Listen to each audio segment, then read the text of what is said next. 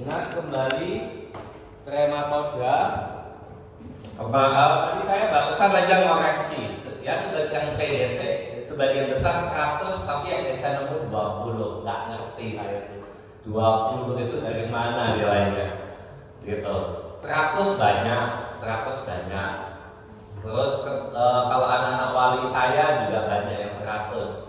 Jangan sampai anak wali saya bapaknya ngajarin parasit, anaknya nggak bisa parasit begitu. Jadi kalau anak-anak wali saya lihat, oh ya bagus lah, karena anak nggak boleh jauh dari bapaknya begitu ya. Tapi ada yang saya nemu 20, nggak ngerti saya kenapa, karena kebanyakan atau bagaimana saya juga nggak tahu. Tapi waspada, karena saya melihat banyak yang ngambil 3 blok sekaligus 1 semester, jadi nggak lulus itu setidaknya 1, 2 harus lulus kalau mau menikah ya. Nah sekarang kita lihat krematoda. Ini kelas. Kalau krematoda berarti ciri khasnya cacing ini bentuk tubuhnya bagaimana? Berbentuk daun.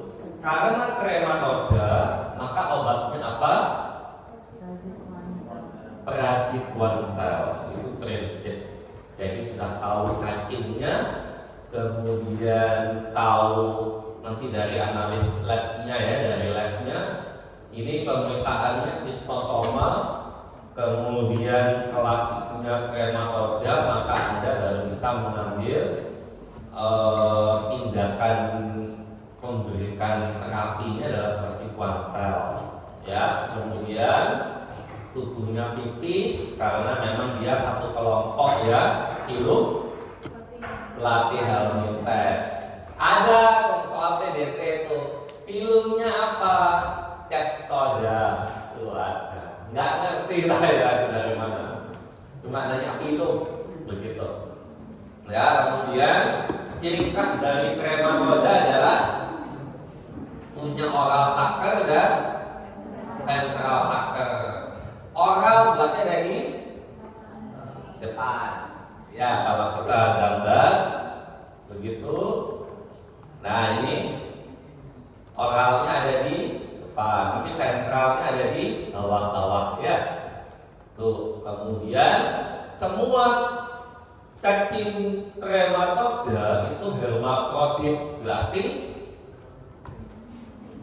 semua alat kelaminnya di dalam satu tubuh, tidak ada jantan dan betina, semuanya dalam satu tubuh, banci. Tapi ada satu genus cacing yang terpisah, jantan sendiri, betina sendiri, namanya cistosoma. Ya, nah ini yang perlu kalian harus kuasai. Cistosoma distribusinya di Indonesia, Sulawesi Tengah. Ada yang Sulawesi? Oh, Sulawesi? Iya, Sulawesi. Nah ini wajib, ini nanti harus tahu. Di Lindu dan di Napu, Sulawesi Tengah. Ya. Ini ada di daerah sini. Saya belum ke Sulawesi Tengah. Makassar itu Sulawesi apa ya? Selatan. Ah ya, saya belum. Ini. Terus nanti tahun ini ditawari Manado, nanti ayam diundang ke Lampung. Jadi belum pernah ke sini gitu. Nah ini suasananya seperti ini. Nah jadi kalau kalian lihat gambaran topografi wilayah geografinya ini berarti berinteraksi dengan air. Cistosoma penularannya lewat air. Makanya kenapa cistosoma itu susah dihentikan, karena penularannya lewat air. Dan air ini adalah sumber kehidupan dan sumber pencaharian. Mulai dari minum, masak, cuci piring, cuci baju kalau orang desa. Kemudian aktivitas sawah, kebun, semua butuh air. Ternak minum air. Makanya penularannya belum bisa dihentikan, ya seperti itu. Nah, Cistosoma ada 3 macam, tapi saya akan fokuskan di Indonesia. Nanti ini akan diulang lagi di semester 5, ya. Jadi diulang lagi. Jadi yang ini adalah Cistosoma japonicum. Kalian lihat perbedaannya beda ya. Dia adalah hampir bulat, ciri khasnya hampir bulat. Kemudian durinya rudimenter, artinya menghilang, ya, sudah mengalami penghilangan.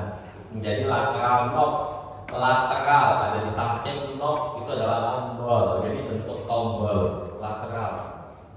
Kemudian ini masuk ke air, makan menetas, ya. Ini serkaria, ini adalah stadium yang infektif. Inilah yang menembus kulit.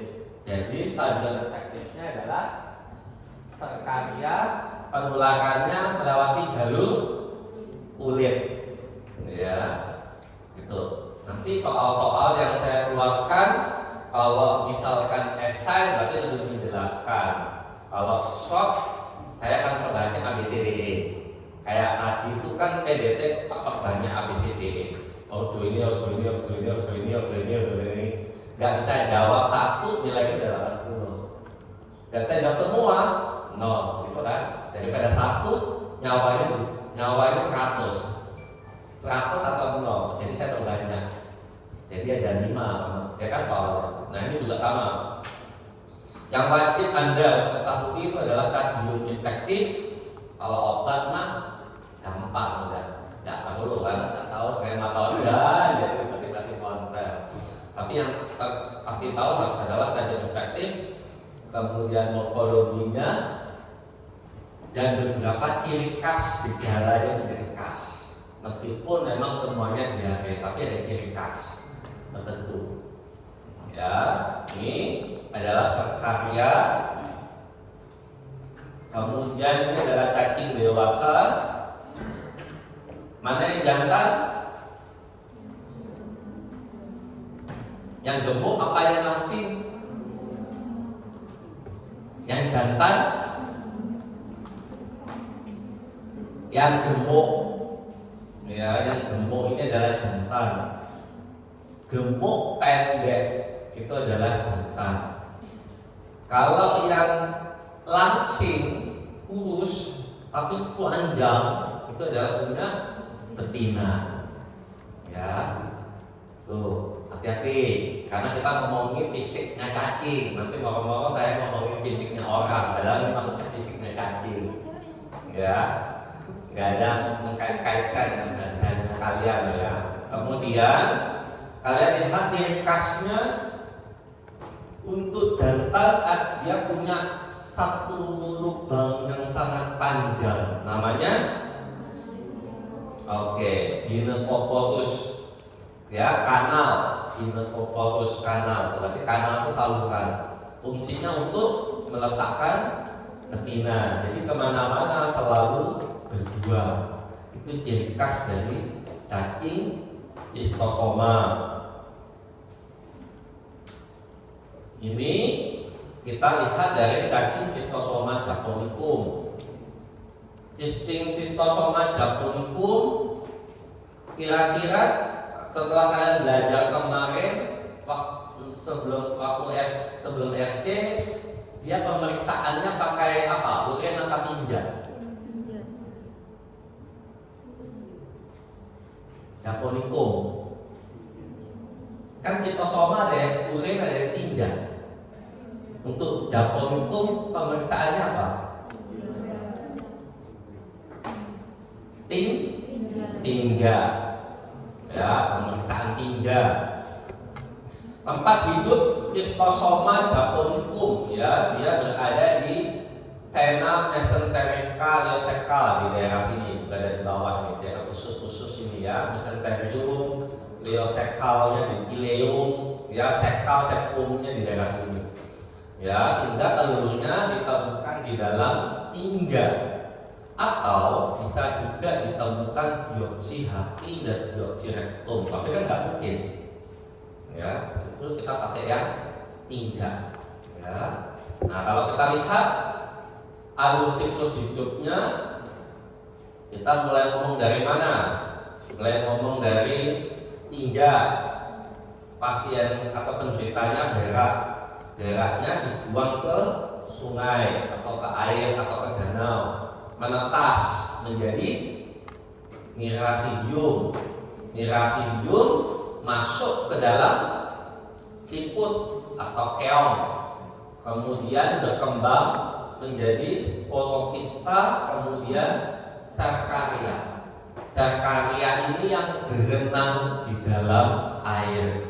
Jadi kalau manusianya cuci piring, cuci baju, berenang, ya cemplung di dalam danau, dia akan terinfeksi oleh sarkaria. Oke ya. Kemudian sarkaria akan masuk ke mana? Lewat kulit, ya, lewat jalur kulit. Nanti semua omongan saya ini nanti akan saya keluarkan di soal, cuma nggak tahu bentuknya lolom apa esai. Kemudian masuk lewat kulit, masuk menembus kulit, berarti nanti sarkarianya masuk, kemudian akan menjadi cistosomula. Jadi bukan model berudu lagi, tapi cistosomula. Kalau kalian lihat bentuknya aja udah beda. Cistosomula ini karena dia menembus kulit, berarti masuk ke pembuluh darah. Oleh sebab itu dia akan mengitari sirkulasi darah, pembuluh darah. Ya, hati-hati ceritanya, karena kalau masuk pembuluh darah nanti dikiranya pemeriksaan darah, padahal enggak. Nah, makanya tadi saya bilang harus baca-baca supaya bisa tahu, supaya nanti tidak salah menentukan. Kemudian setelah itu dia masuk ke sirkulasi darah. Anda bayangkan masuk ke sirkulasi darah. Ingat pelajaran fisiologi, sirkulasi darah, peredaran darah tertutup, peredaran darah terbuka, peredaran darah sistemik, peredaran darah pulmonal. Ingat gak? Baca ilmu faalnya. Dari perjalanan siklus itu dia pasti nanti akan ujung-ujungnya kembali ke paru dan kembali ke jantung. Ya. Nah, kalau udah masuk situ, dia pasti akan berputar lagi kan, kembali ke seluruh tubuh. Nah, seluruh tubuh.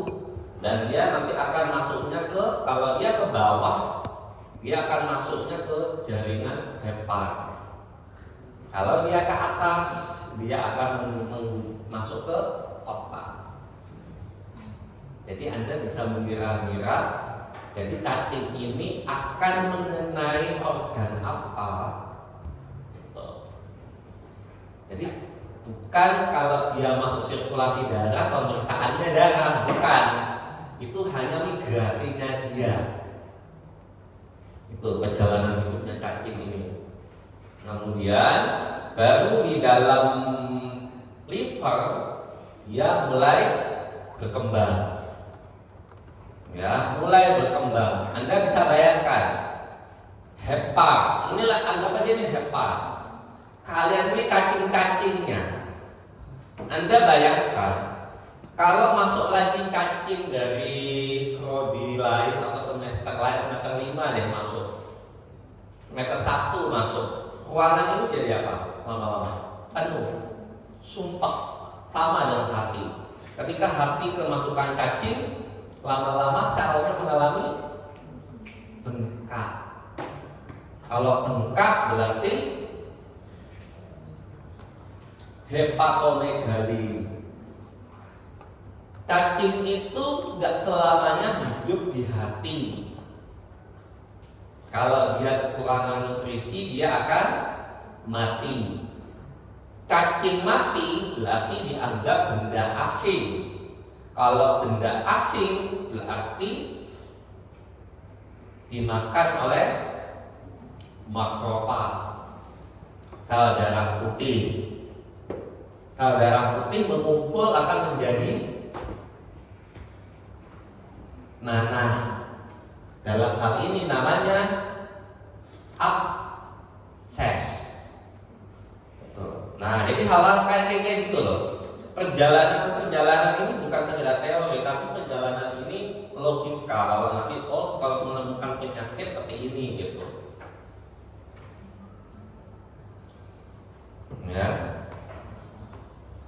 Tuh.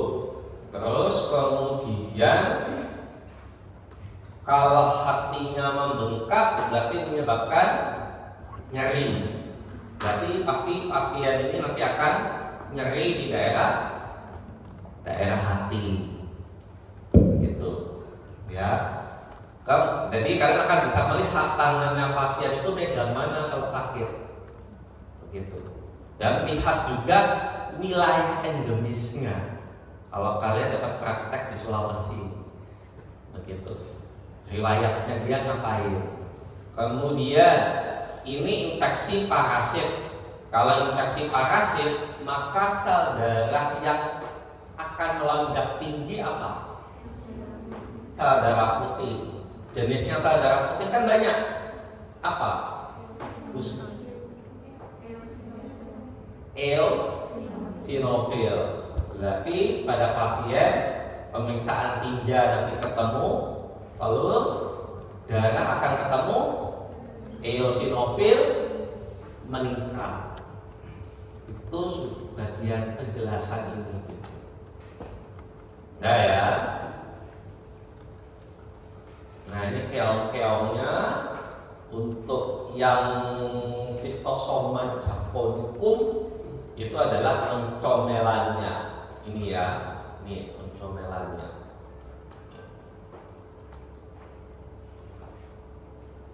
Ini kita bisa baca menembus kulit. Karena menembus kulit berarti gatal-gatal. Nah, gatal-gatal digaruk-garuk. Ya, ini daerah ini yang kita namakan swimmer itch. Ya, kemudian kan sudah masuk kulit, tadi masuk ke sirip kulit, masuk ke pembuluh darah, melewati sirip berjalan, melewati siklus jantung, paru-paru, masuk lagi menyebar ke seluruh tubuh, masuk ke organ hati. Berarti terjadi radang karena bengkak hatinya.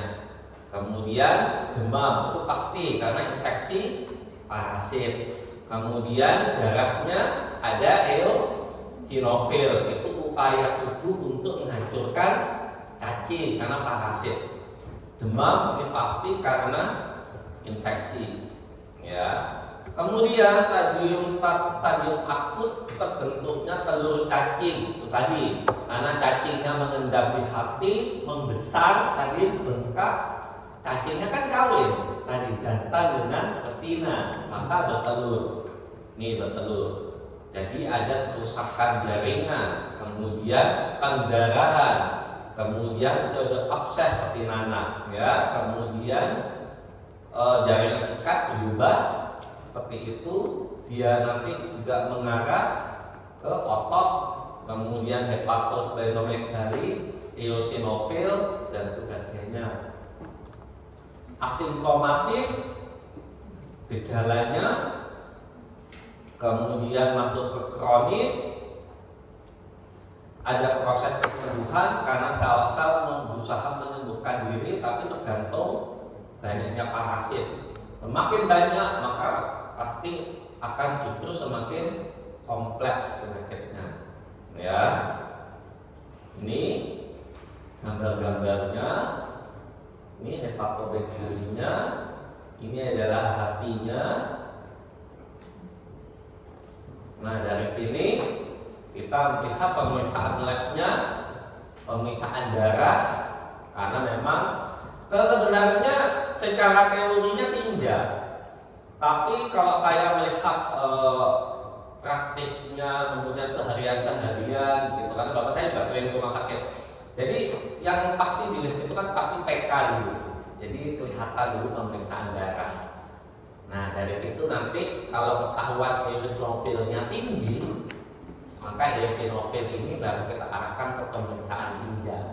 Itu versi saya ya, versinya saya sendiri seperti itu. Karena di awal itu kan tidak langsung tinja, di awal itu pasien cepat pemeriksaan PK darah dulu, karena gambaran pemeriksaan darah itu yang akan bisa membaca secara umum kalau trombositnya turun, hemoglobinnya turun, eritrositnya turun, eosinofilnya naik, basofilnya naik, Itu semua akan bisa membaca begitu. Ya, kemudian obatnya operasi kuantel. Ya, pencegahannya jelas, menghindari aktivitas yang berhubungan dengan air. Nah, kan repot. Ya, menghindari aktivitas dengan air karena butuh air. Gitu. Jadi airnya harus dikhususkan dulu, melewati proses dulu. Nah, sekarang hospes definitif. Definitif adalah hospes di mana parasitnya tumbuh dewasa. Berarti dalam hal ini adalah manusia, karena kan ada cacing dewasa. Kemudian hospes intermediate, perantara, hanya larva-larvanya aja, berarti siput. Hospes reservoir, hewan-hewan yang juga bisa sakit seperti manusia.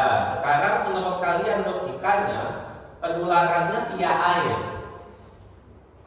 Berarti hewan mana yang bisa sering kena? Ada ikan, ada apa lagi?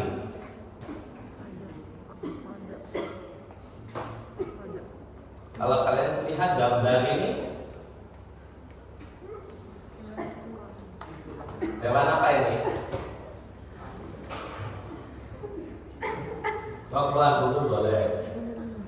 Hewan apa ini? Kira-kira? Kuda, sapi, kerbau, kambing. Maka bisa kena. Kalau ikan mungkin enggak. Sejauh ini belum ada laporan. Kenapa? Ikan ukurannya kecil. Ya, nah jadi itu reservoirnya.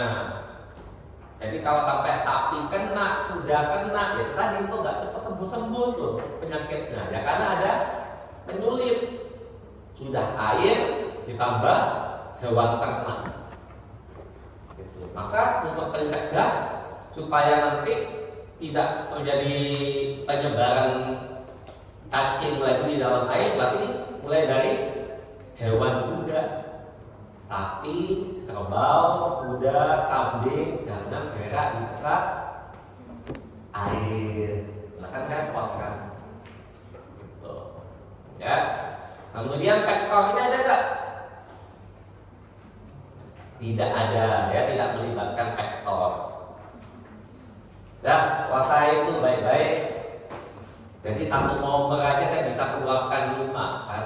1 A B C D E. A, hospes indefinitif dan reservoirnya Schistosoma japonicum.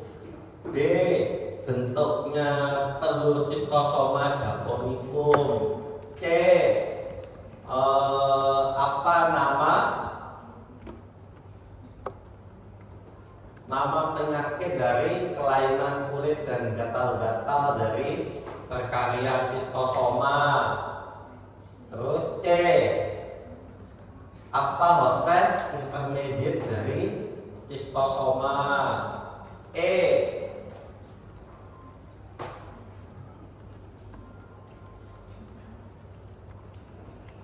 apa ciri khas dari cacing dewasa Schistosoma. F, bagaimana cara mencegahnya? Kan bisa saya keluarkan soal. Ada yang bingung tidak dengan Schistosoma? Gak boleh bingung kalian itu Schistosoma, karena ini kompetensinya kalian.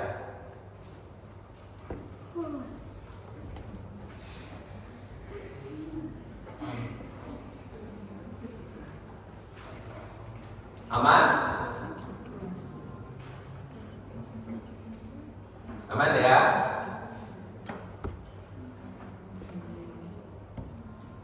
Hospes intermediate-nya apa? Keong atau siput. Hospes reservoir-nya apa? Hewan ternak, sapi, kambing, kuda. Ada keterlibatan faktor tidak? Tidak. Kemudian apa nama infeksi kulit yang ditembus oleh larva? Swivel itch. Apa tajuk infektifnya? Larva Serkaria. Apa stadium diagnostik? Telur. Bagaimana ciri khas telurnya? Hampir bulat dan punya lateral knob.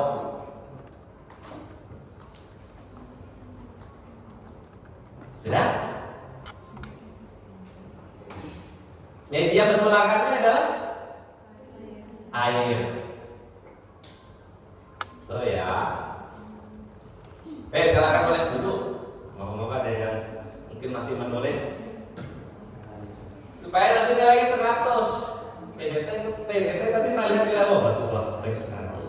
Yang 20 ini nggak tahu ini. 20 ini kan ibarat kayak jarum di dalam jeram. Hati-hati yang makan 20. Yang kemarin nggak bisa ngerjain.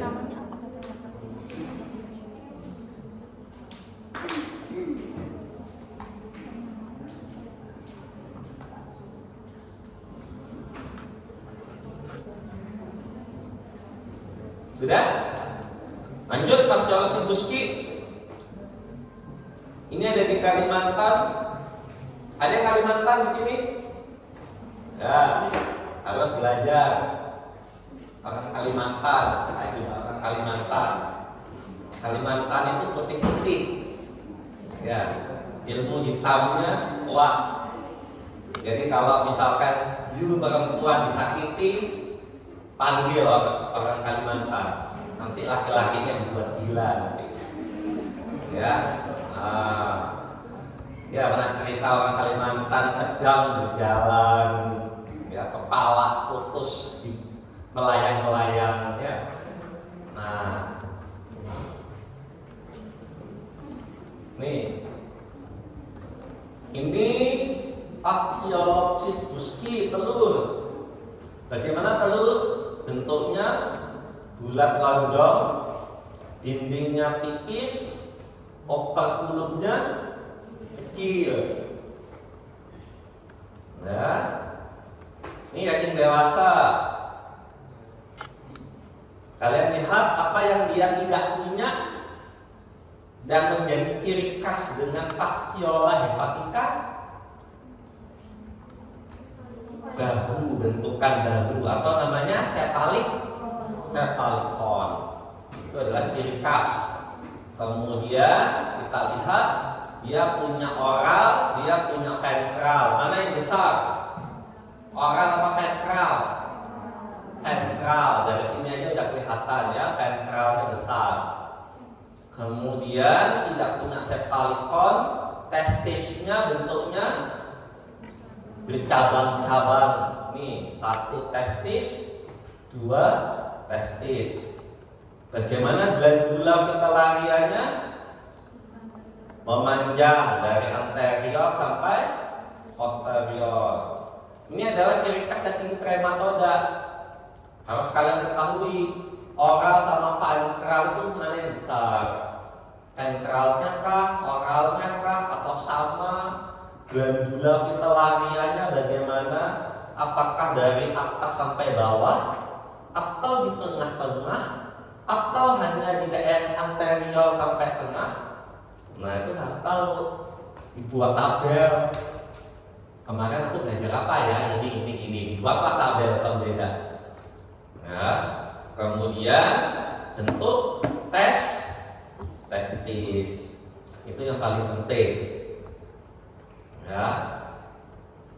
Nah, kita lihat manusianya berak jatuh ke air. Ya, di dalam tinjanya ada telurnya menetas menjadi apa? Mirasidium, MS, RS, MS, RS, MSN, Mirasidium, S-nya Sorotista, R-nya Redia,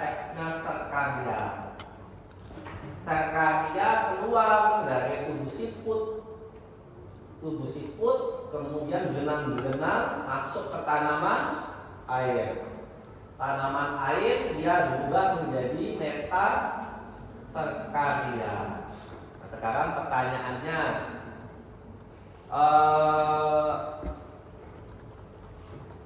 pemeriksaan atau stadium diagnostiknya apa? Stadium diagnostik telur, ya, ini stadium diagnostiknya telur. Kemudian kalau telur berarti pemeriksaannya tinja, tapi ingat kembali pemeriksaan darah, eosinofil tinggi dicek. Oh ini orang Kalimantan, terus kedalaman, anak-anak, pokoknya ingat itu. Daerah-daerah endemis banyak anak-anak, gitu. Ya.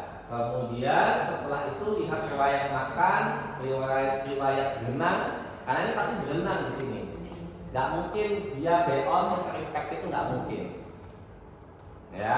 Pasti dia berenang dan makan. Stadium infektifnya adalah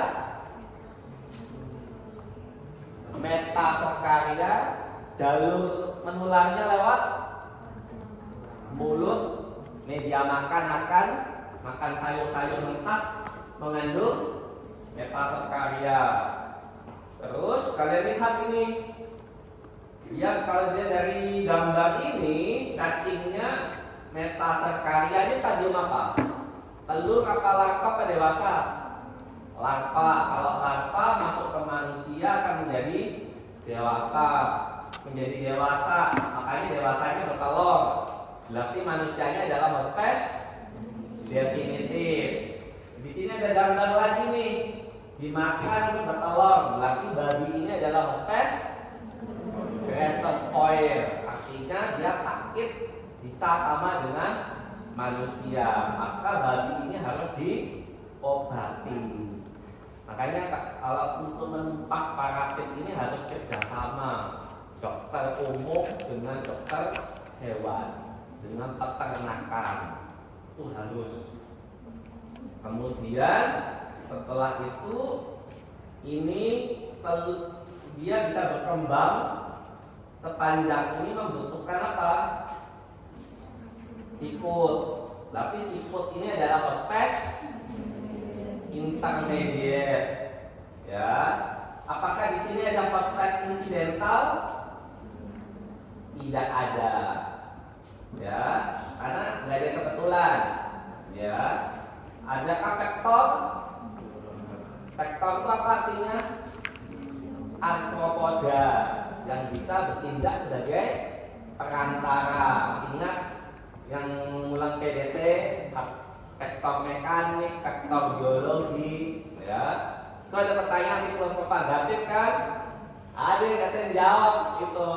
Siklon propagatif adalah vektor yang memindahkan patogen dari satu tempat ke tempat yang lain. Terserah, gitu.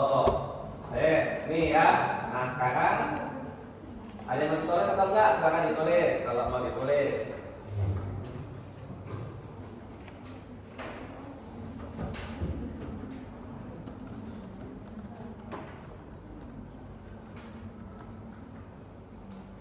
Jadi harus sering lihat gambar, di print. Terus besok buka website, lihat lagi Pak Buski, tempel di kamar mandi. Pagi-pagi BAB in the morning, tempel itu. Loh ya nggak apa-apa. Demi 100 kan? Masa nanti nggak naik ikan gara-gara nggak nempel gambar parasit di toilet? Oh, ya. Tuh. Tempel gambar-gambarnya. Oh. Besok sudah puas. Besok pinjam juga kan hujan. Oh minggu depan pinjam untuk perpus. Buku perpus tapi kan terbatas. Ada buku saya.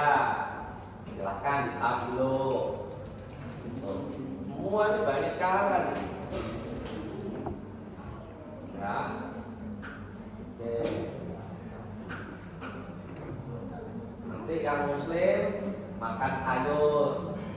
Ingat-ingat pas biologis gusti. Itu loh caranya. Tadi ditulis Ordo Siphothera. Itu tadi nggak bagus cara menghafal dan menulis Siphothera. Padahal Siphothera, loh kan? Jadi juga makan sayur, saya tahu nanti pas biologis gusti. Nanti mau besok Pak Puja namanya lain. Pak Tiola Yenti, jadi nggak tahu. Gitu.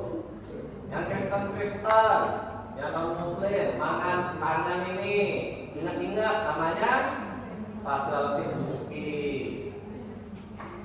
Ya, untuk obat cacing lagi kalian. Ya, nah itu loh, ya. Makanya saya itu akan menjadikan nama yang tidak akan kalian lupakan. Apalagi nanti semester 5, nyamuk, lalat, itu semua. Sampai kalian nenek-nenek, kakek-kakek, tua, mau mati, bawa tanah, pasti ingat saya, nggak mungkin ya. Digigit nyamuk tuh pasti ingat saya. Apalagi saya nanti kalau mau jadi profesor, saya ekspertisnya serangga nyamuk lagi. Pasti ingat saya. Besok ya. Nah, ya sekarang kita pakai logika. Ini larva makan masuk bersama sayuran, kemudian dia masuk rongkongan lambung, dindingnya pecah, keluar, dia bisa bertahan di sini di usus, kemudian menjadi cacing dewasa. Kalian ingat kembali struktur tubuhnya. Cacingnya punya saker. Saker itu fungsinya untuk menghisap. Berarti dia menghisap sari-sari makanan. Berarti apa yang dihisap?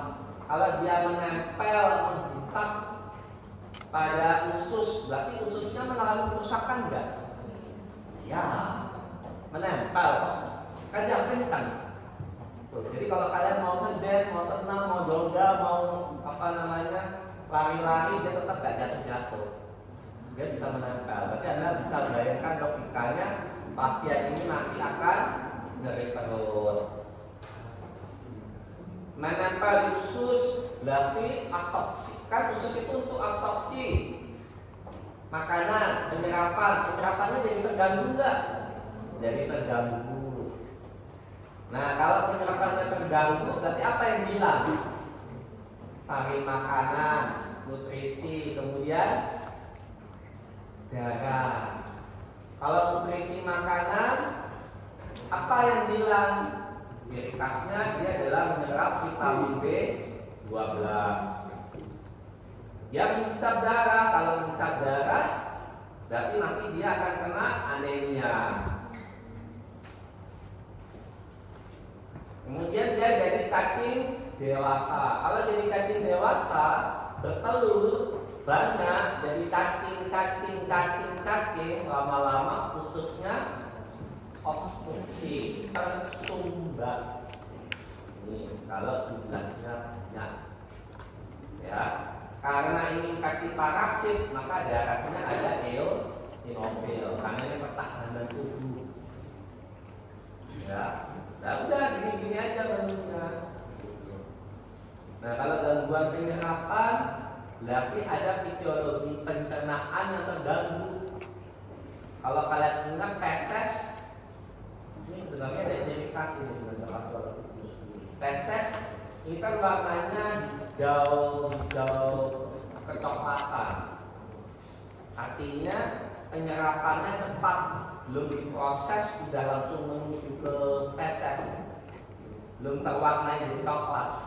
Nah makanya ini nanti kena di fesesnya berwarna hijau punya. Ya, kematian ada jika tidak diobati. Ya tadi diare, demam bukan infeksi, nyeri perut, ya jelas lah ada di dalam menempel pada mukosa usus. Ya, pemeriksaannya Kita pakai TK dulu darah, nanti dari situ kita pertajam lagi pemeriksaan lab, bisa riwayatnya juga. Ini anak-anak, kemudian ada riwayat bermain di air enggak, kemudian makan makanan tanaman air enggak, gitu ya. Obatnya apa? Karena ini adalah trematoda, praziquantel. Pencegahannya apa? Tidak makan sayuran mentah. Simple, tapi banyak hafalan, makanya harus dibaca terus. Lihat gambar, lihat cerita, biar paham. Ditempel, ya. Nah nanti angkatannya di kelasmu ini, nah ini angkatan nanti kelasmu ini ratusan. Ya, buku udah ada, belajar mandiri, tak kasih gambar-gambar. Print semua, tempel semua di kamar tidur, toilet juga. Nah, gitu. Karena kalau ratusan maka tanggung jawabnya lebih berat. Ratusan loh. Karena cara ngajar dengan mereka dengan kalian pasti berbeda. Ya. Dan pertanyaan enggak ini? Pascal Tubuski. Oke, Kalimantan ya. Echinostoma. Silakan baca mandiri. Ya, menyerupai telur Pascal Tubuski, bentuknya oval. Kemudian kalian lihat ciri khasnya, dia punya apa ini? Sirkum oral, artinya sirkum lingkaran tidak membulat ini, oral di daerah mulut, time duri.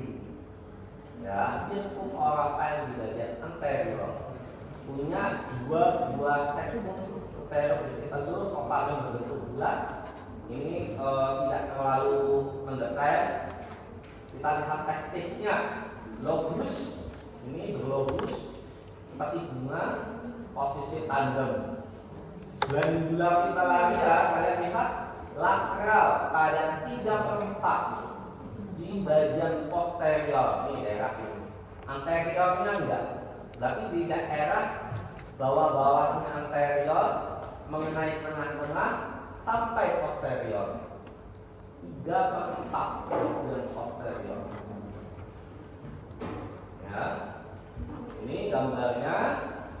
Kemudian kita lihat siklusnya definitif manusia. Kemudian ada reservoir, tikus, unggas. Ini. Kemudian ada intermediate. Ini L. Kemudian nanti intermediate 1, ini intermediate 2. Ya, ini intermediate-nya ada 2, 1 dan 2. Yang 2 ini ada keong, ada kata dimakan. Ya, ini semua siklusnya sama ceritanya karena trematoda lebih simpel. Trematoda lebih kompleks. Terus pathogenesis sama pada prinsipnya, kebanyakan asimptomatis, menempel pada sela-sela pilih usus. Geraknya adalah diare, nyeri abdomen. Pemeriksaan labnya tinja, ya karena ini kan siklusnya berak lagi, tinja. Ya, awal-awal darah dulu ya. Nanti mau spesifik eosinofil kita cek tinja. Tadi diagnostiknya adalah telur. Geraknya ini kaitin apa ini? Trematoda, berarti praziquantel. Kemudian preferensial pencegahannya ini masuk mulut, jangan makan mentah, siput mentah, kakak mentah. Ya, tuh, banyak baca. Nah, tempel, sudah ada 3 ya, 3 gambar. Tempel, print. Ya. Dipilobacterium latum. Pelajari tentunya dewasanya, Ini ciri khasnya sendok. Ya, kepalanya seperti sendok. Sendok ada telahnya. Kemudian kalian lihat bentuknya probiotik di tengah-tengah ini. Ya, ada uterus bentuk roset. Kalau dilihat dari sini, ini packing kelas apa? Chest. Obatnya apa? Kaskuantan. Sama kan? Sama gitu aja obatnya. Tapi yang sulit kan harus belajar biologinya. Ya. Nah, ini tempel lagi di kamar mandi. Makan ikan. Hari ini besok makan ikan. Ingat kalau ikan kaki apa ikan? Kilo batu. Ada lagi kan? Kan banyak. Yang sayur, apa tadi yang sayur? Pakcotis suski. Oh. Nah, terus apa lagi? Cuci baju enggak, anak kos? Ya, minum air enggak? Ya, ingat-ingat apa? Sisosoma japonicum. Gitu loh cara belajarnya. Ya. Masa cuma saya aja? Tapi kan saya lama-lama tua. Masa nggak ada pengganti yang ahli parasit? Ya. Gitu. Ya, terus cerita siklusnya kalian lihat sama BAB. Ya, terus masuk lagi. Ya, dimakan. Ini lihat ada siklop. Ya, golongan krustase. Kemudian masuk ikan. Ya, ini ikan. Nah, ini kemudian ada juga hewan reservoirnya, unggas sama anjing, ya, hewan-hewan pemakan daging, pemakan ikan, ya. Tuh, ini silakan kalian pelajari sendiri. Gejalanya jelas sama, di usus melekat pada usus, ya, berarti diare lagi, penyerapan makanan, defisiensi B12, ada anemia, gangguan darah, seperti itu ya. Kemudian mungkin karena probiotik bisa masuk ke kandungan tebu. Kalau buahnya sekali cacingnya obstruksi, ya, prehensionnya kembali dari sini. Ya.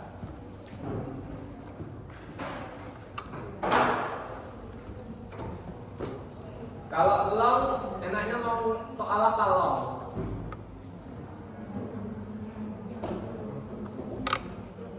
Saya mikir, apa ya soalnya yang long supaya mahasiswanya pada bagus. Jadi bingung. Oh, cepat kali ini. Oh, ini yang ada Bipilidium, Heterophyes, Metagolimus, Echinococcus, Ophicoccus, Hepatica, Gigatica, Colonosis, Isopora, Isopora. Nah, dari plasma kan ada lagi Haploides type V, itu ada. Nambah. Nah, makanya penyakitnya jangan macam-macam gitu ya. Bipilidium, Caninum. Dari sini ya semua ini adalah parasit luar nanti sebenarnya, parasit anak tiri, karena banyak di luar negeri, begitu. Tapi setidaknya ini kan Anda pelajari ketika menghadapi pasien yang dari luar negeri, habis jalan-jalan dari luar negeri, atau wisatawan asing datang ke Indonesia. Jadi kalian perlu tahu minimal morfologi cacing. Kemudian kalau kita lihat pasien, saya ambilnya praktis. Jadi kalau ini adalah pasien dari wisatawan, berarti apa? Kita untuk mau menyembuhkan pasien itu berarti kita mengacu dari pemeriksaan. Jadi harus tahu morfologinya. Terus supaya pasiennya tidak sakit lagi, maka harus tahu pencegahan. Kalau pencegahan itu berarti tahu stadium infektif dan media penularan. Minimal itu kan harus tahu. Karena mari kita cek. Di Pilidium caninum, telurnya bagaimana? Ini ya, egg ball. Kemudian penularannya lewat mulut, masuk mulut. Termakan apa?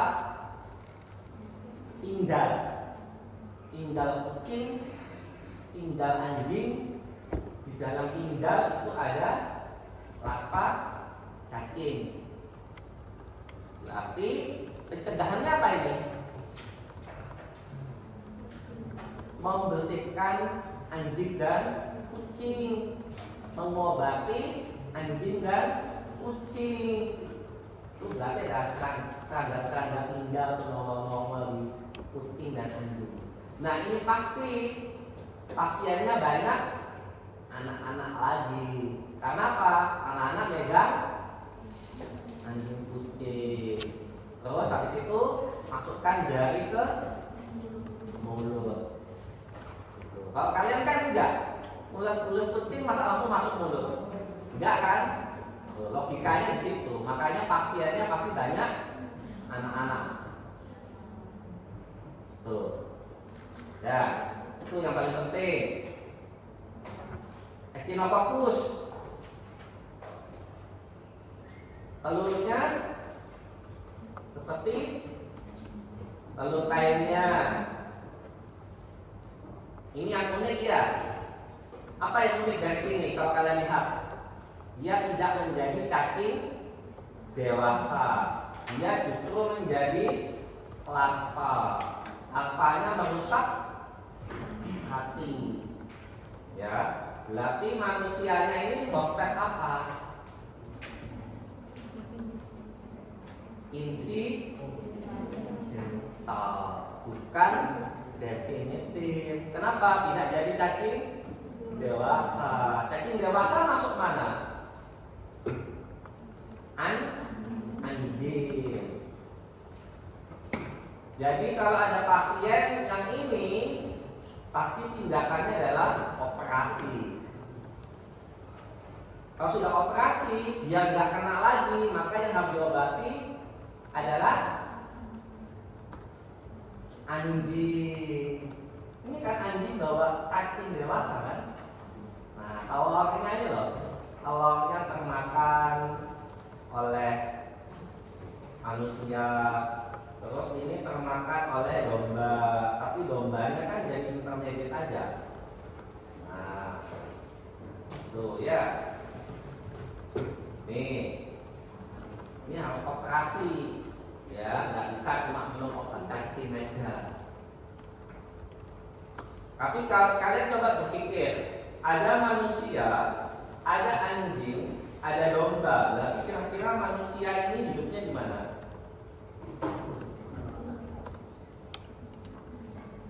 Ada manusia, ada anjing, tapi kalau kalian lihat kursinya ini kan berarti dekat. Pengembala.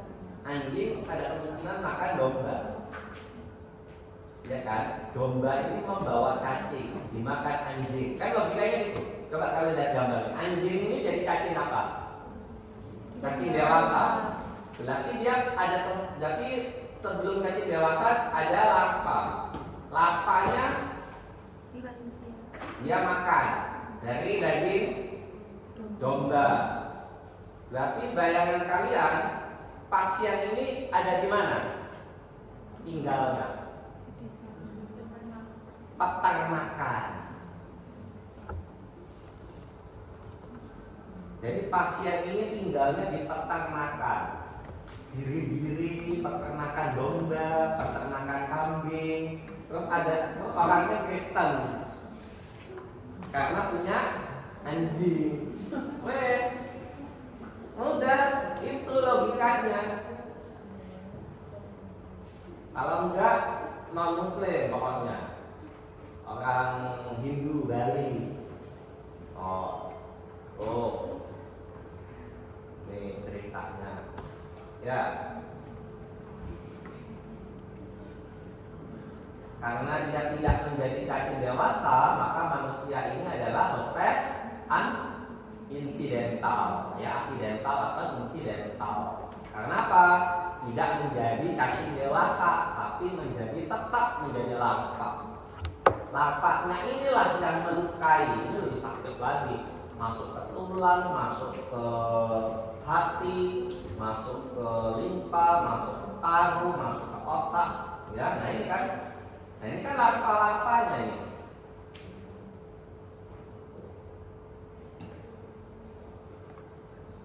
Clonosis sinensis, telur. Nah, telurnya seperti oval, seperti gentong ini pembaian, tapi ujungnya seperti tanduk. Ya, ujungnya ini namanya rim. Ya, rim seperti tanduk ini. Kemudian dia punya penutup operculum, punya tombol. Ini clonosis. Nih, kalau kita lihat siklusnya, berak berarti pemeriksaannya tinja, stadium diagnostiknya, telur, stadium infektifnya, larva apa namanya? Metaserkaria. Jalur penularannya lewat apa? Mulut. Makan apa? Ikan. Nah, tadi sudah belajar ikan. Ya, ikan itu bawa cacing apa tadi? Sebelumnya cacing Pipilobacterium patum. Kemudian Clonosis sinensis, kan? Makanya nanti makan ikan. Ya, makan ikan bakar, mujair gurami, makan rame-rame, kelas ini grup itu. Ya, tuh, enak tuh. Atau enggak kepacat Sabtu Minggu. Nah, namanya apa ya? Saya punya lokasinya kok, enak kan kalau makan. Susah, jadi bapak lupa bapak kuliner. Sedang kaos. Pergi ke pacak, celaka, sendang kaos, makan itu. Berkelompok ya, yang sendiri, karena lebih murah kalau berempat menunya. Oh, 4 sana makan. Ada gurami bakar tuh, langsung gurami tampil. Ini cacing apa? Di Pipilobacterium patum. Ya gitu loh cara menikmati hidup kedokteran gitu. Ya, nah ini clonosis. Oke, kemudian ini ciri khasnya yang unik adalah clonosis ini kalau nggak segera diobati, dia akan menyebabkan kanker. Ya, kanker. Kenapa? Karena dia hidupnya di tempat yang sempit, kandung empedu. Nah, pankreas, saluran empedu. Nah, kan otomatis sel-selnya bengkak semua. Mulai generasi lama. Akibatnya lama-lama pembelahan regenerasinya jadi ganas menjadi kanker. Ya, tuh. Kolanokarsinoma. Ya, ini ciri khasnya. Jadi cacing yang bisa menyebabkan kanker itu adalah yang clonosis sinensis. Ini ada di luar negeri. Ya. Nah, ini Heteropies. Ini kesukaan saya ini, karena saya paling suka sejarah itu Mesir. Mesir itu adalah peradaban modern menurut saya, yang semua penemuan sejarah, biologi dan kedokteran itu berawal dari Mesir. Nah, karena saya seorang penulis, tapi saya juga pengen nulis sejarah, tapi tidak boleh nulis sejarah karena ilmu saya kedokteran dan biologi, makanya sejarahnya tak susuk. Makanya kalau kalian punya buku saya, ciri khas saya pasti ada sejarah-sejarah. Ciri khasnya ya ini. Nah, ini ada di Mesir. Ya, ada di Mesir. Nah, ini telur cacingnya mirip seperti Clonosis sinensis. Bersyukurlah sama Tuhan untuk telurnya kayak clonosis. Kalau bentuknya lain, hafalannya tambah banyak. Gitu loh. Itu yang positif aja. Jadi jangan dokternya banyak sekali hafalannya, harus bersyukur. Ya, ini cacing dewasanya. Ya, ciri khasnya kalian lihat, dia punya tambahan satu saker. Namanya genital di daerah sini. Ini ciri khasnya. Ya, ini siklusnya kalau kalian lihat, dia berak nih. Berarti pemeriksaan diagnostiknya tinggal lagi. Ya, stadium diagnostiknya telur, ada tinja, ada telur.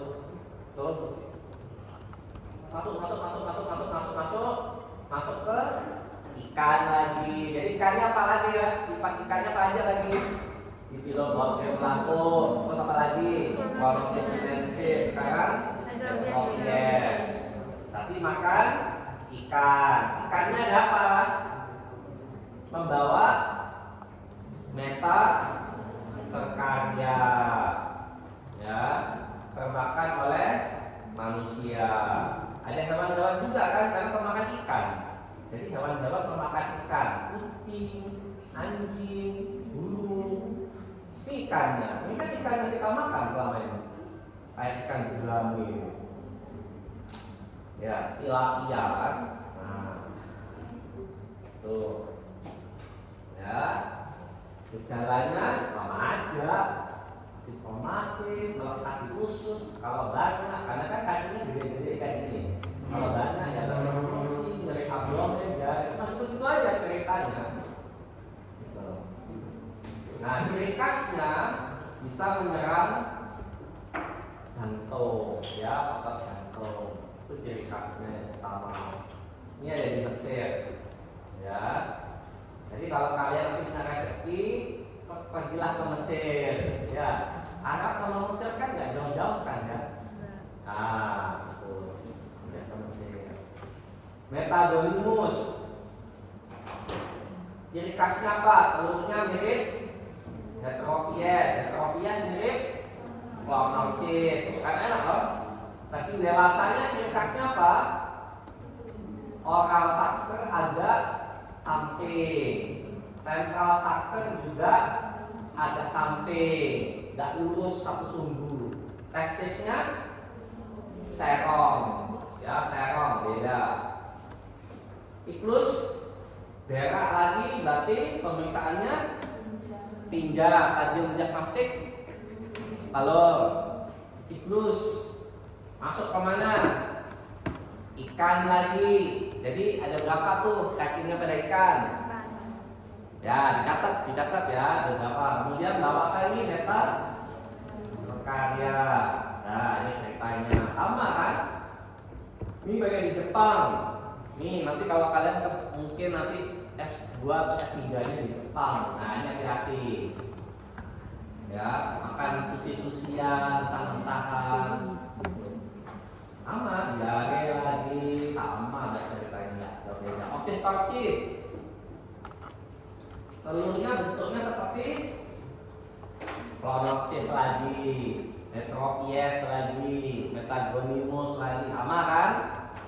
Kaki dewasanya bagaimana? Nih, testisnya dua-dua, bentuknya lobus. Pelariannya hanya di tengah-tengah, ya. Ini ciri khasnya. Kalau kalian lihat siklus hidupnya, berak lagi, berarti pemeriksaannya pindah, stadiumnya telur lagi. Masuk ke manusia, larvanya namanya metathecaria. Ada di mana? Di ikan lagi. Jadi ikannya berapa cacing sekarang? 5. Udah kan? Ini ceritanya. Umum sama lagi ya, simptomatis. Habis itu sakernya toksik ini sama kan, dari perut sama, nafsu makan ya, patungnya sama semua, nggak ada yang lain. Komplikasi indikasinya ini kanker, ini ya untuk kanker, untuk yang konosis dengan optis tortis. Lanjut lagi, fasciola hepatica. Telurnya nggak beda, panjang, 40 kecil. Nah ini berbeda dengan fasciola tibuski. Dia punya bahu namanya cepalikon. Oral dan ventral ukurannya sama. Testis cabang-cabang. Glandula pituitaria sisi lateral dari anterior sampai posterior. Kayaknya nanti soalnya ABAD benar salah aja ya. Jangan susah sih. Benar salah aja deh. Sakno kan ya ini. Terutama yang anak tiri ya. Paragraf anak tiri nanti benar salah. Pelajari ciri khas ya. Nih, manusianya BAB, berarti BAB pemisahan tinja lagi. Ditemukan stadium diagnostik telur lagi. Telurnya berfungsi perjalanan nasib sampai ke tanaman sayuran, metaserkaria. Cacing apa tadi yang di sayur-sayuran? Fasciola tibuski dan fasciola hepatica dan fasciola gigantica. Kan sama, gigantica sama hepatica kan cuma beda ukuran. Tuh. Nah, kalau sayuran ada manusia, jadi cacing dewasa, berarti manusianya definitif. Kemudian ada sapi, ada kambing, domba, biri-biri dan sebagainya, esophoid. Gejalanya ya aman, perut lah, diare lah, hepatomegaly lah, eosinofil tinggi lah, sama aja ceritanya. Ini para fasciola gigantica yang ini lebih panjang, ya. Posterior membulat, anterior terus panjang dan lebar. Nah ini protozoa Isospora berry. Ini penyakit ini lebih banyak pada sebenarnya protozoa golongan ini itu sebenarnya bisa dieliminasi oleh tubuh untuk yang normal. Tapi kalau manusianya kondisi imunnya rendah, contohnya pasien HIV itu bisa kena. Ya, ada Cryptosporidium itu yang paling banyak. Cryptosporidium. Kemudian ada laporan lagi Isospora. Ini baca-baca saja, saya tidak akan mengeluarkan karena nggak terlalu banyak. Ya, baca-baca singkat saja. Oh ini bentuknya oval memanjang. Ini punya 2 sporofita.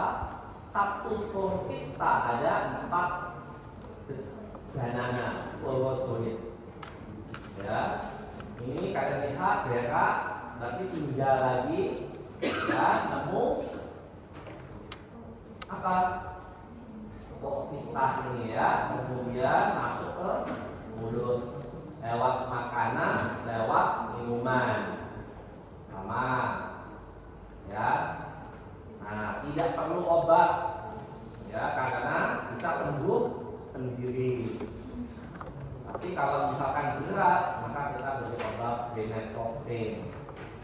Ya, Cyclospora berak lagi, pemeriksaan tinja, kemudian nemu Oocysta. Ya, ini masuk makanan-makanan. Entah sayuran, karena sayurannya, kenapa kok bisa masuk sayuran? Karena sayurannya ditanam di kebun atau di sawah, pupuknya pupuk tinja. Jadi itu asalnya itu. Kemudian tidak dicuci bersih, termakan bersama manusia. Nah nanti beli burger, ya, beli burger pakai sayur selada. Sayur selada ingat? Fasciolopsis bruski,